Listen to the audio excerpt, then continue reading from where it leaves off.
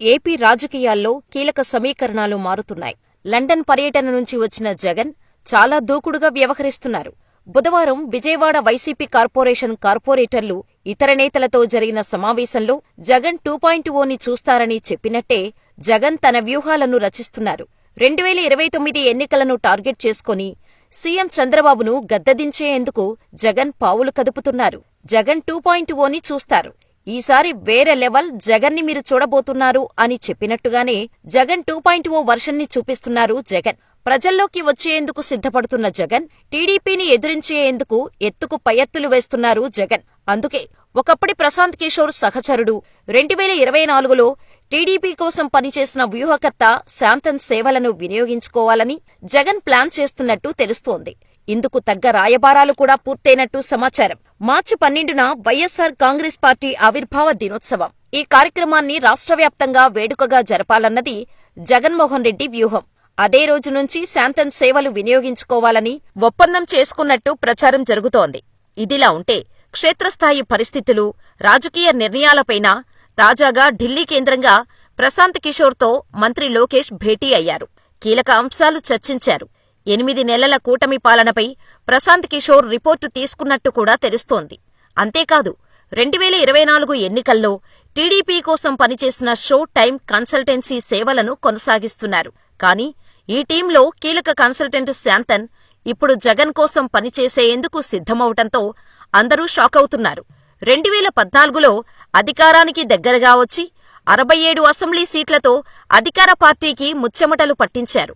అదే దూకుడుతో 2019 ఎన్నికలకు పకడ్బందీగా ప్లాన్ చేశారు జగన్. ఎలా అని ఆలోచిస్తున్న టైంలోనే ఢిల్లీ, బీహార్, పంజాబ్లో ప్రశాంత్ కిషోర్ వ్యూహకర్తగా పనిచేసిన పార్టీలు అధికారంలోకి వచ్చాయని తెలుసుకున్న జగన్ ఇంకా ఎన్నికలకు దాదాపు 2 ఏళ్లు టైం ఉందనగా ప్రశాంత్ కిషోర్తో అగ్రిమెంటు చేసుకున్నారు. అప్పటికే జగన్ సుదీర్ఘంగా పాదయాత్ర చేశారు. సర్వేలు, అభ్యర్థులపైన ప్రజాభిప్రాయం వంటి విషయాలతో పాటుగా కొన్ని వ్యూహాలు, హామీల విషయంలో జగన్కు ప్రశాంత్ కిషోర్ తోడ్పాటు అందించారు. అయితే వాస్తవానికి వైసీపీ కంటే ముందుగా టీడీపీనే అప్పట్లో ప్రశాంత్ కిషోర్ సేవలు తీసుకోవాలని భావించినా అప్పుడు ప్రశాంత్ కిషోర్ అంగీకరించలేదని చెబుతారు. ఈ ప్రశాంత్ కిషోర్ టీంలో రుషిరాజ్ సింగ్తో పాటు శాంతన్, రాబిన్ శర్మ సహచరులుగా ఉండేవారు. వీరందరి కలయికతో ఏపీలో వైసీపీకి తిరుగులేని వ్యూహాలు అందించగలిగారు. ప్రశాంత్ కిషోర్ 2019లో వైసీపీ ఘన విజయం సాధించటంతో ప్రశాంత్ కిషోర్ నేతృత్వంలోని ఐపాక్ టీం పేరు మారుమోగిపోయింది. 2019 ఎన్నికల్లో 151 సీట్లు గెలిచి సీఎంగా అధికారం చేపట్టారు. ఆ తర్వాత కొంతకాలానికి తన సొంత రాష్ట్రమైన బీహార్లో పొలిటికల్ పార్టీని ఏర్పాటు చేశారు. ఆ పార్టీని అధికారంలోకి తీసుకురావడానికి ప్రయత్నాల్లో రాజకీయ వ్యూహకర్త సేవలకు దూరమయ్యారు. దీంతో అప్పటివరకు ప్రశాంత్ కిషోర్తో కలిసి పనిచేసిన రుషిరాజ్ సింగ్ రంగంలోకి దిగి వైసీపీ పరిపాలనలో ఉన్న 5 ఏళ్లు వ్యూహకర్తగా వ్యవహరించగా, ప్రశాంత్ కిషోర్ టీంలో సభ్యులుగా ఉన్న రాబిన్ శర్మ, శాంతన్ టీములుగా విడిపోయి షో టైం కన్సల్టెన్సీ పెట్టి టీడీపీ కోసం సేవలు అందించారు. 40 ఏళ్ల రాజకీయ అనుభవం, రాజకీయ వ్యూహాల్లో చాణక్యుడిగా పేరు ఉన్న చంద్రబాబు 2019 ఎన్నికల్లో ఓటమి తర్వాత జగన్ను దెబ్బకొట్టి అధికారంలోకి రావాలంటే తన వ్యూహాలు సరిపోవని అర్థం చేసుకొని వ్యూహకర్త కోసం చూస్తున్న టైంలోనే షో టైం కన్సల్టెన్సీని కాంటాక్ట్ అయి రాబిన్ శర్మ, శాంతన్లు 2024 ఎన్నికల్లో టీడీపీ కోసం పనిచేసే విధంగా ఒప్పందం కుదుర్చుకున్నారు. టీంలుగా విడిపోయిన ప్రశాంత్ కిషోర్ శిష్యులు తెలుగు రాజకీయాల్లో ముఖ్యమైన ఇద్దరి దగ్గర పనిచేస్తున్నారు. రాబిన్ శర్మ, శాంతన్ 2019 నుంచి 2024 ఎన్నికల వరకు టీడీపీకి రాజకీయ వ్యూహకర్తలుగా వ్యవహరించి టీడీపీకి విజయం అందించగా, రుషిరాజ్ సింగ్ వైసీపీ తరపున 2024 ఎన్నికల్లో పనిచేశారు.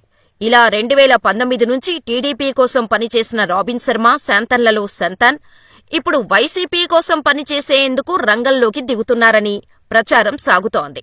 ఇదే వాదన టీడీపీతో పాటుగా వైసీపీలోనూ బలంగా వినిపిస్తోంది. 2024 ఎన్నికల సమయంలో వైసీపీలో ముఖ్యులను టీడీపీలోకి తీసుకురావటం, టీడీపీ నేతలను జనసేన, బీజేపీ నుంచి పోటీ చేయించటంలో శాంతన్ సలహాలు కీలకంగా పనిచేశాయి. సానుకూల ఫలితాలను ఇచ్చాయి కూడా.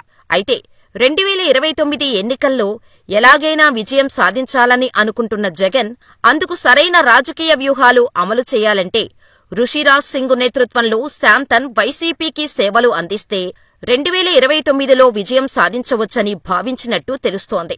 అందుకే శాంతన్తో వైసీపీ ఒప్పందం చేసుకున్నట్టు ప్రచారం సాగుతోంది. మరి ఇందులో ఎంత వాస్తవముందో తెలీదు. తెలియాలంటే వైసీపీ ఆవిర్భావ తేదీ మార్చి 12 వరకు వెయిట్ చేయాల్సిందేనేమో. ఎందుకంటే వైసీపీ పార్టీ కోసం శాంతన్ అప్పటినుంచే రంగంలోకి దిగుతారని టాక్. మరి అందులో ఎంతవరకు వాస్తవం అని మీరనుకుంటున్నారో మాకు కామెంట్ చేయండి.